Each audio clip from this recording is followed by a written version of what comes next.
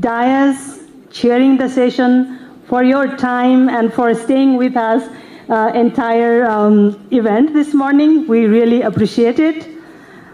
Now we're towards the close of the session, but before I hand over the mic to our chair, I would like to mention that we are having 6 different parallel sessions after this, which is climate, education, Jet Sea, livelihood, health, and water governance, and we are having it in 2 different slots, one starting at 1:30, ending at 3, and the next time slot starting at 3:30, ending at 5. And I would like to assure you that we will have even more in-depth discussion, bringing in a lot of cases and stories from the ground. So we would like you to invite, and we would like you to be participating in these sessions wherever your expertise and interest matches. We also have 23 stalls right outside the hall, and our colleagues have done really hard work to decorate that, and they are eager to show you all the wonderful work the AIN members have done together with the relevant stakeholders. So we'd also like to invite you to visit the stalls. Now we will go towards the closing from the chair of this session and also the chair of Association of International NGOs. I would like to personally thank from my side all the distinguished guests in the panel and in the floor for having me this morning. In terms of address, in terms of protocols, in terms of names, if I have slept somewhere, I would like to really apologize for that, and I hope you would forgive me for that. So yeah, now I would like to request our chair for his closing remarks and vote of thanks. Thank you. Also close the session. Thank you, Dr. Samjana. Honorable Minister for Foreign Affairs and the chief guest of this event, distinguished guests on the dais, let me first of all ask for your permission for extension of time, because we've already gone beyond our scheduled time, and as you all noticed, our chief guest was here before our starting time. So I want to acknowledge that and ask for your permission to do 3 things. One, as the program MC mentioned, that I have responsibility to thank everybody. It will take some time. And I also need to read a message, and we'll put a very brief remarks, if I have your permission. Thank you. I've just received a message from Honorable Minister, Minister for Association of International NGOs in Nepal, AIN को 30औं वर्षगाँठको अवसरमा म हार्दिक शुभकामना व्यक्त गर्दछु। 3 दशकको yes अवधिमा अन्तर्राष्ट्रिय गैर सरकारी संस्थाहरूले सञ्चालन गर्दै आएका मानवीय तथा सामाजिक विकासका कार्यहरूका लागि र नेपाल सरकारसँगको सहकार्यका लागि सहकार्यलाई सुदृढ गर्दै मुलुकको समग्र विकासमा पुर्याएको योगदानका लागि संघलाई धन्यवाद व्यक्त गर्दछु। संघले नेपाल सरकारद्वारा निर्धारित प्राथमिकताका क्षेत्रहरूमा अन्तर्राष्ट्रिय गैर सरकारी संस्थाहरूको कार्यक्रम सञ्चालन गर्न गरेको समन्वयकारी भूमिकालाई अझ प्रभावकारी रूपमा समन्वय गर्दै आएको पक्षलाई उच्च मूल्याङ्कन गरेका छौं। यसका अतिरिक्त संघले संघीय, प्रदेश तथा स्थानीय तहका सरकार र सम्बन्धित सरकारवाला निकायसँग आवश्यक समन्वय र सहकार्य गर्दै आएको कुरा प्रशंसनीय छ। नेपालको सामाजिक विकासमा अन्तर्राष्ट्रिय गैर सरकारी संस्थाहरूको भूमिका अत्यन्तै महत्त्वपूर्ण रहेको छ। नेपालको संविधान, प्रचलित कानुन, अन्तर्राष्ट्रिय मूल्य मान्यता, संयुक्त राष्ट्र संघको विश्वव्यापी घोषणापत्र, मानव अधिकार सम्बन्धी अन्तर्राष्ट्रिय सन्धि सम्झौताहरूको आधारभूत मापदण्ड र परिधिभित्र रही अन्तर्राष्ट्रिय गैर सरकारी संस्थाहरूले नेपालको विकास निर्माण कार्यमा दशकौंदेखि सहकार्य र सहयोग गर्दै आएका छन्। एआईएनले अन्तर्राष्ट्रिय गैर सरकारी संस्थाहरूको भूमिका र योगदानलाई सरकारका प्राथमिकतासँग जोड्दै नीति संवाद र सहकार्यका लागि खेलेको भूमिका सराहनीय छ। एआईएनले 3 दशक लामो सफल यात्रा पूरा गरेकोमा ऐतिहासिक अवसरमा हार्दिक बधाई तथा शुभकामना व्यक्त गर्दछु। साथै संघका सम्पूर्ण कार्यकारी सदस्यहरू तथा सदस्य संस्थाहरूले नेपालको सामाजिक विकासमा पुर्याउनु भएको योगदानप्रति हार्दिक आभार व्यक्त गर्दछु। एआईएन का सम्पूर्ण सदस्य, अन्तर्राष्ट्रिय गैर सरकारी संस्थालाई आगामी दिनहरूमा नेपाल सरकारका प्राथमिकता प्राप्त क्षेत्रहरू तथा अत्यावश्यक सामाजिक आवश्यकताका क्षेत्रमा आफ्ना कार्यक्रम र परियोजनाहरूलाई अझ प्रभावकारी रूपमा केन्द्रित गर्न हार्दिक अनुरोध गर्दछु। अन्त्यमा विकास संवाद 2026 को सफलताको शुभकामना व्यक्त गर्दै सामाजिक सशक्तिकरण, समावेशी विकास र दिगो समृद्धिको साझा यात्रामा सबै सरोकारवालाहरू बीच अझ सुदृढ सहकार्य कायम रहने विश्वास व्यक्त गर्दछु। धन्यवाद। मन्त्री सीता बादी, जेठ 21, 2083। धन्यवाद। So this was a message from our minister. We thank her for that, and also as a long list, I need to thank individuals involved in this process. Let me start with our honorable minister and chief guest. We know, honorable minister, how busy you are, and we are so grateful for your time and for being here on time, before time, and for your encouraging remarks. We're also grateful to the Minister for her message, Minister for Women. Honorable Samiksha Baskota, Chairperson of the Parliamentary Committee, thank you for your time.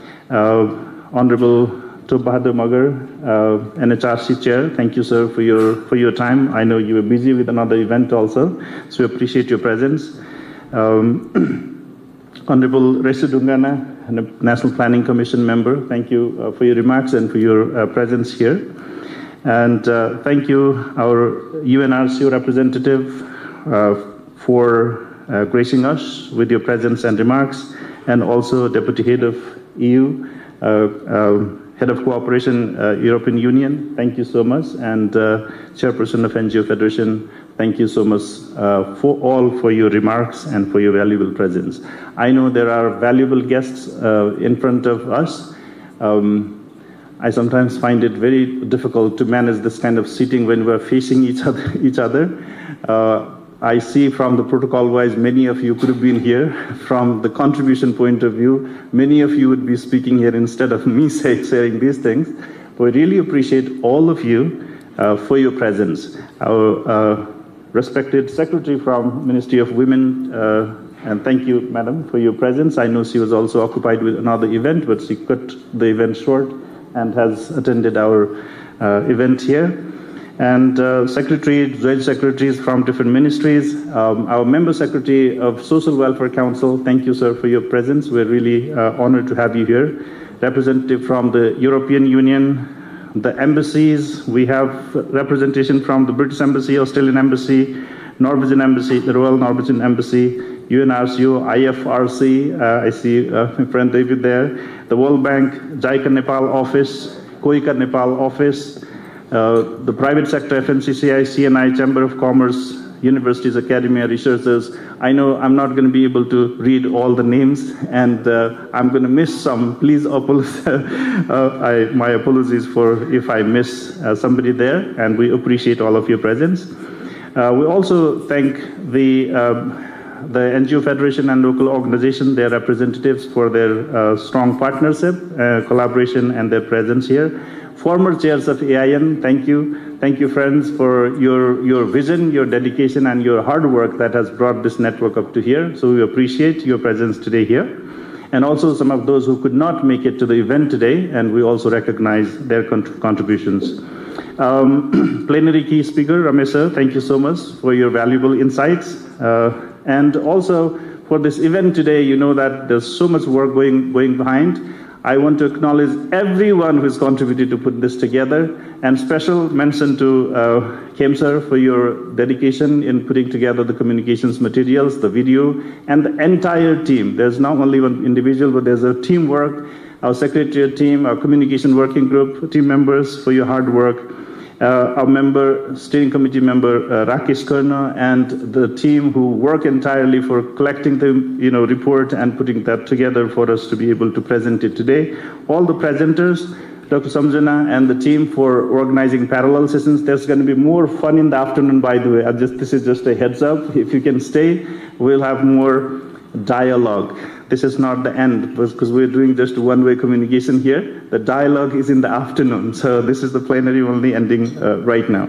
Entire steering committee team, all the country directors, friends from our member organizations who have provided insights, inputs, helped us through putting this event together. Thank you.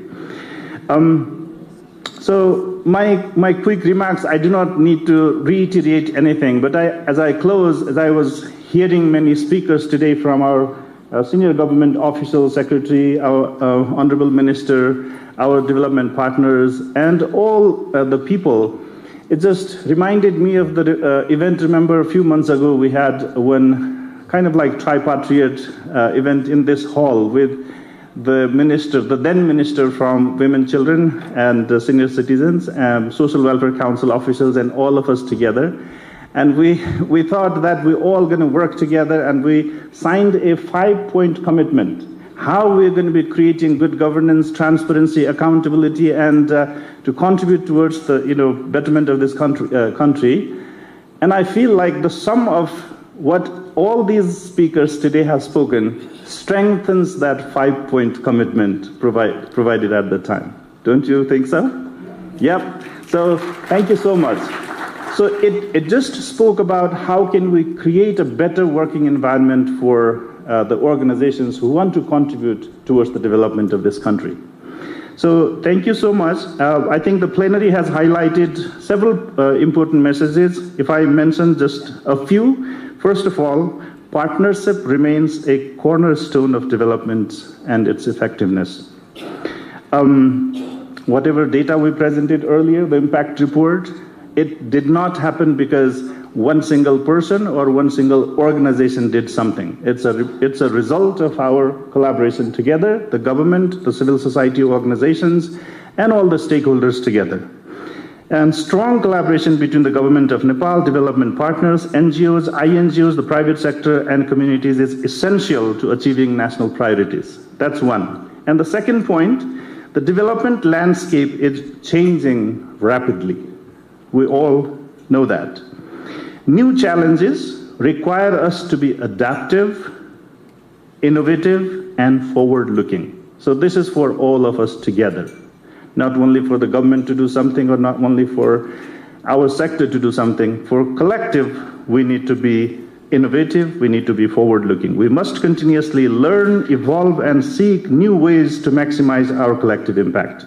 And the third, I think most important as well, we need a conducive working environment for civil society organizations. For the INGOs in particular to continue and increase their impact, a working environment oriented towards facilitation, efficient decision-making, and impact-focused process rather than administrative ones. Let me just briefly mention the context, key points. You just heard the budget announced recently by the government, right? Our honorable finance minister released the budget, and this is not this year, but the pattern of how we have been allocated the budget is 60% of that needs to be used for the operations, right? 60% चालू खर्चमा हामीले हाम्रो बजेटको amount खर्च गर्नुपर्छ. 20% goes towards debt management.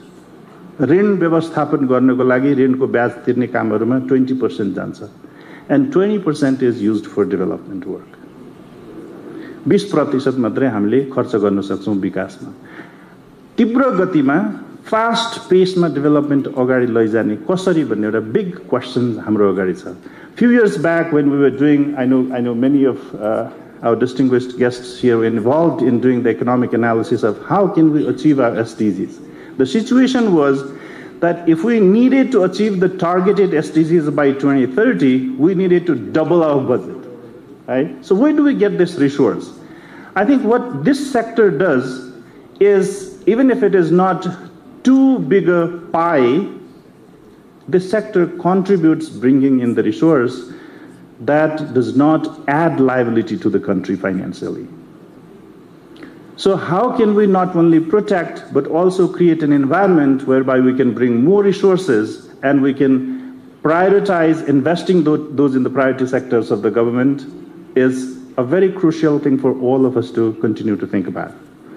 So, as partners in the country's priority areas working in the development, the sector needs more facilitation than strict regulation, partnership than directives, and more open discussions to address the issues than keeping them in silos.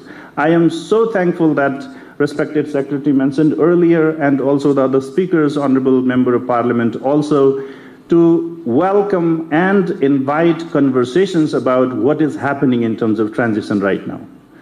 I think it is worth mentioning, at times what happens is we just get to hear that, oh, this institution is now being closed. And then you hear, oh, no, it's not being closed right now. It's not going to be shut down. So it is still functioning. I think the key issue is, what are we trying to achieve by these reforms, by these changes? That needs to be the key agenda for discussion. If it is that we can bring more resources, we can create a better working environment for the organizations, we can deliver better impact by making certain changes, I think we're all for that, right?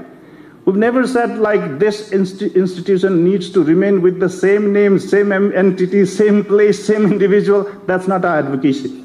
What we've been saying is, let's create an environment where the sector can actually contribute more towards what the public aspirations are and what the government's priorities are. How can that happen? If it is by changing the name, by changing the structure, by reforming, we're all for those discussions. And as stakeholders, I think at least we can demand this much, that we would like to have that seat at the table for discussion in the reformation process, right? So we are so happy to hear that there's a willingness from the Parliamentary Committee, there's willingness from the Ministry, as Madam Secretary mentioned earlier. So we look forward to those discussions, and we're glad that the new government comes with a mandate to ensure good governance. And the Honourable Minister has also committed to providing his support in the direction that can create a conducive environment. As AIN, we remain committed to being a constructive partner to the government of Nepal and to all stakeholders. Our members have worked alongside communities across Nepal for decades, supporting national development priorities, strengthening local capacities, and mobilizing global knowledge, expertise, and resources. We believe that our greatest contribution lies not only in resources we bring, but in the partnerships we help build and collective action we enable.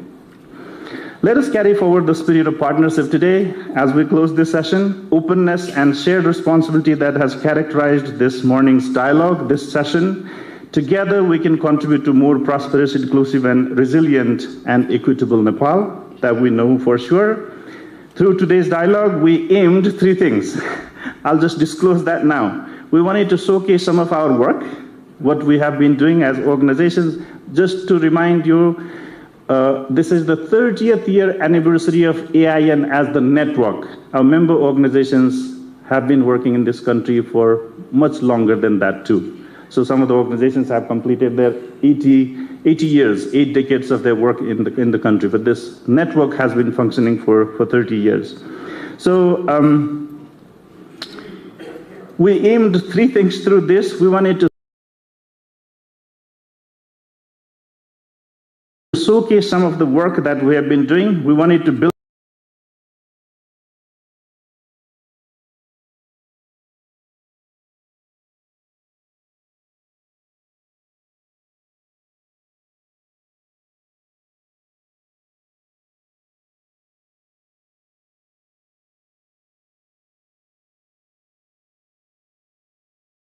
a better understanding about the work that AIN